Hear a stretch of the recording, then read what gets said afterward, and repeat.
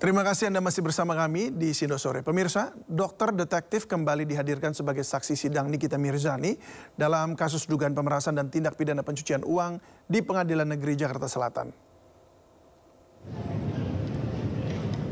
Dokter detektif merupakan salah satu saksi yang dihadirkan dalam sidang dengan terdakwa Nikita Mirzani. Dokter detektif menegaskan akan memberikan kesaksian yang sebenarnya, sementara dalam sidang kali ini tim pendukung Nikita emosi karena tidak bisa masuk ke dalam ruang sidang.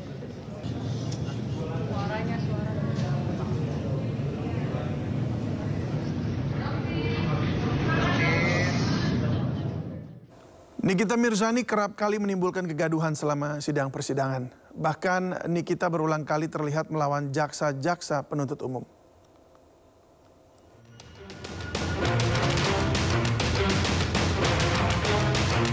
Pemirsa, bukan Nikita Mirzani kalau takut pada musuh maupun penegak hukum.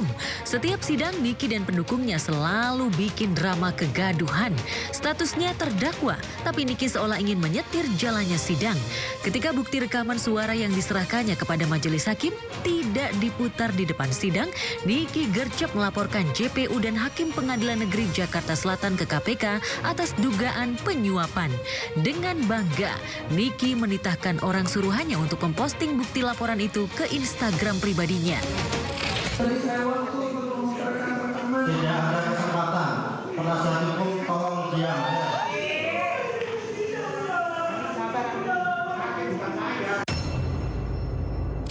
Dok, mereka kabarnya ini kita juga bawa ini ke anak KPK, mungkin seperti apa? Ya silakan saja. Kita melaporkan dugaan KPK mungkin ada.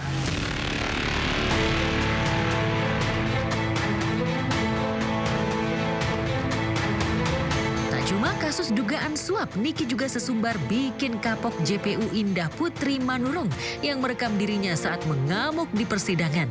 Seolah tak peduli sikapnya memaki dan menantang JPU saat sidang adalah tindakan yang tidak terpuji. Bahkan terkesan melecehkan penegak keadilan. Niki siap melaporkan JPU Indah Putri Manurung atas dugaan pelanggaran kode etik profesi ke Komisi Yudisial atau KY.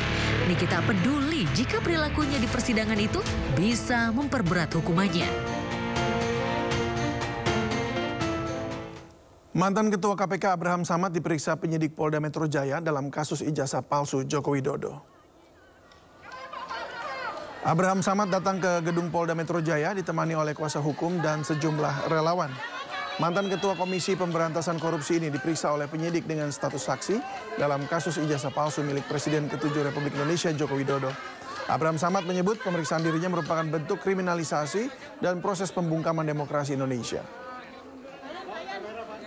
Supaya masyarakat itu, kalau apa yang selama ini saya lakukan lewat podcast dianggap sesuatu yang punya nilai pidana sehingga saya dipanggil, maka ini adalah salah satu bentuk kriminalisasi terhadap pembungkaman, kebebasan berpendapat dan kebebasan berekspresi. Dan yang paling berbahaya lagi, bahwa pemanggilan saya ini adalah sebuah tujuan, proses ingin mempersempit adanya ruang demokrasi. Saya tidak menyangka akibat podcast yang dilakukan oleh Saudara Abraham Samad, dia dikriminalisasi. Tidak boleh ada kriminalisasi dalam negara Republik Indonesia ini terhadap wartawan, terhadap mereka yang punya podcast, ya, terhadap siapapun, karena ini membungkam kebebasan berpendapat, membungkam kebebasan pers. Dan ini saudara-saudara dilindungi oleh Undang-Undang Dasar 45, dilindungi oleh pasal 28 Undang-Undang Dasar 45. Undang-Undang Pokok Pers juga melindungi itu. Jadi tidak ada alasan sama sekali untuk memanggil, memeriksa, dan mengkriminalisasi Saudara Abraham Samad. Sebelumnya nama Abraham Samad ikut masuk dalam pemeriksaan 12 nama terkait tudingan ijazah palsu Presiden ke-7 Republik Indonesia Joko Widodo. Informasi ini juga disampaikan oleh kuasa hukum Roy Suryo CS, Ahmad Kozinuddin, saat menjalani pemeriksaan.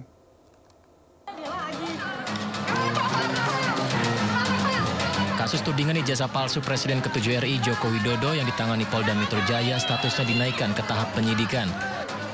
Dalam surat pemberitahuan dimulainya penyidikan SPDP tertera nama pelapor dan para terlapor, salah satunya adalah Abraham Samad. Kuasa hukum Roy Suryo CS juga menyampaikan mantan Ketua KPK Abraham Samad memang masuk dalam 12 nama yang dilaporkan Jokowi terkait dugaan pencemaran nama baik dalam tudingan ijazah palsu. Nah, khusus untuk Abraham Samad nanti silahkan kawan-kawan media datang. Insya Allah akan memenuhi panggilan hari Rabu jam 10 di Polda Metro Jaya. Masih seputar dengan kasus laporan dari Saudara Joko Widodo. Karena belakangan memang Pak Abraham Samad ini masuk menjadi 12 orang terlapor dari laporan Saudara Joko Widodo yang sebelumnya hanya menyebutkan 5 inisial. Kan sebelumnya Saudara Joko Widodo hanya menyebut 5 inisial itu adalah ES, yang dimaksud adalah Egy Sujana, kemudian ada TT, Tifauzia Tiasuma, ada RS, Roy Suryo, ada RS, Rismon Syandi Parhasiolan, termasuk yang terakhir ada K, Kurnia. Gitu. Tapi belakangan justru meningkat dari 5 menjadi 12 orang. Walau yang terakhir dari 12 orang itu kita sempat bertanya siapa sih sebenarnya yang dicemarkan begitu, ternyata Saudara pelapor Joko Widodo saat dikonfirmasi oleh media ditanyakan siapa sebenarnya, nah, dia mengatakan hanya melaporkan peristiwa, tidak menyebutkan nama-nama. Walaupun secara hukum aneh, karena ini delik aduan harusnya muncul nama, begitu. Abraham Samad sendiri sudah datang ke gedung Polda Metro Jaya ditemani oleh kuasa hukum dan sejumlah relawannya.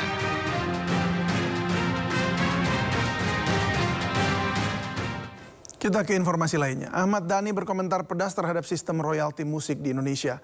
Kali ini terkait kebijakan WAMI yang mengenakan royalti 2% untuk penggunaan musik di acara pernikahan.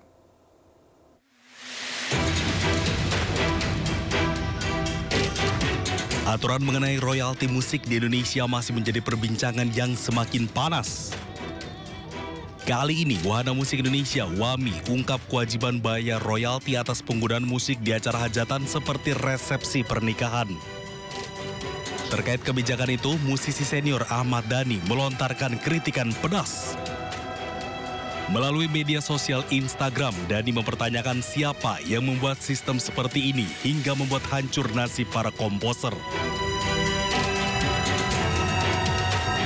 Sementara itu, menurut Head of Corporate Communication and Membership WAMI, Robert Mulya Raharja, musik live yang tidak menjual tiket seperti pernikahan tetap dikenakan royalti, yakni 2% dari biaya produksi musik. Pembayaran royalti disalurkan ke Lembaga Manajemen Kolektif Nasional dengan disertai daftar lagu yang digunakan. Selain itu, WAMI juga menegaskan meski acara pernikahan bersifat privat, pemanfaatan musik tetap dikategorikan sebagai penggunaan karya cipta yang harus dihargai secara ekonomis. Tim Liputan iNews melaporkan. Bingung dengan sistem perhitungan dan pembagian royalti yang dikolek WAMI, Tompi memilih keluar dari keanggotaan lembaga tersebut. Sementara itu, Ari Lasso meluncurkan petisi audit WAMI sebagai upaya mencari kebenaran dan transparansi pengelolaan royalti musik di Indonesia.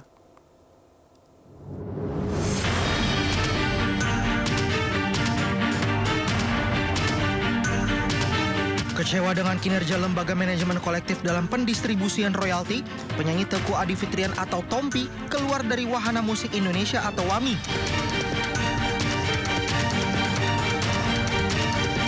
Hal itu disampaikan Tompi melalui media sosial miliknya. Dalam keterangan di Instagram, tertulis per kemarin 11 Agustus 2025, Tompi meminta manajernya untuk keluar dari keanggotaan WAMI. Tompi juga mempersilahkan para musisi yang ingin menyanyikan lagu-lagunya di semua panggung pertunjukan konser kafe. Sementara itu, Ari Lasso yang juga mengalami kekecewaan terhadap WAMI mengumumkan inisiatifnya membuat petisi untuk mengaudit Wahana Musik Indonesia.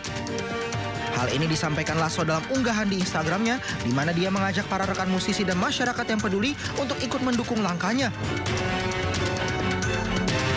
Ari Lasso menegaskan gerakan ini bukanlah untuk permusuhan personal, melainkan upaya mencari kebenaran dan transparansi dalam pengelolaan royalti musik di Indonesia, khususnya yang dilakukan oleh WAMI.